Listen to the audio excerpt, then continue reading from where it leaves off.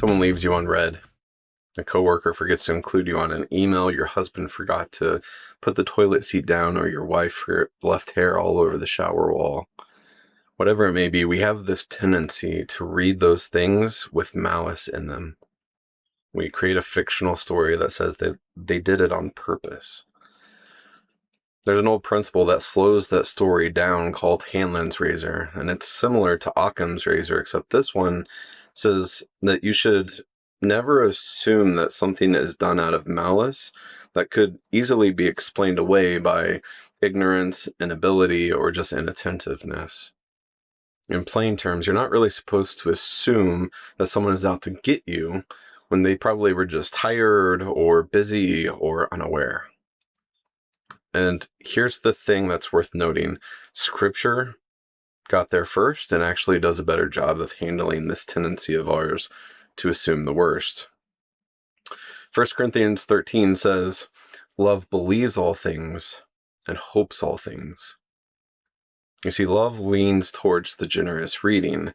So when the razor tells you to stop assuming the worst about your brother, your friend, your spouse, neighbor, kids, whatever it may be, that's a really good thing. That's what love does.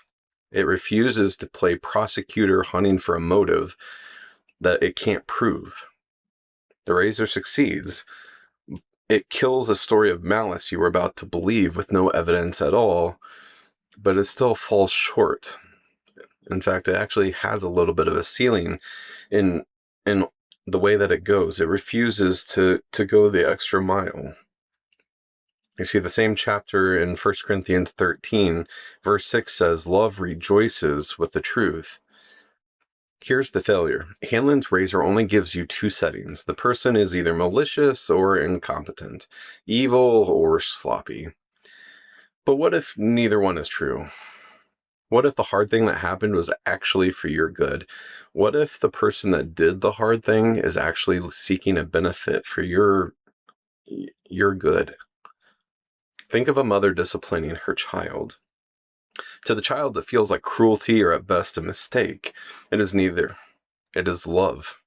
The razor cannot see that because the razor never reaches for the truth. It only reaches for the least offensive guess. Love reaches further. Love wants what is real, even when what is real is correction. So here's the upgrade. The next time someone wrongs you, ask two questions. First, do I actually have proof of malice, or am I creating a fictional story that assumes the worst? That's the razor doing its work. 1 Corinthians 13 does a little bit more work by saying, is there some good in this that I'm not seeing? And if you wonder where you could ever find the patience to believe the best about people or the strength to do such a thing, here's the well that you draw from in order to be able to do that. 1 John 4:19 says, "We love because he first loved us." He went to the cross while we were still treating him like an enemy. Christ gave us the benefit of the doubt we never earned. We get to hand a small piece of that grace to the people around us. So sit with one question this week. Is there a relationship where you've assumed malice without proof? You may not owe an explanation. You may just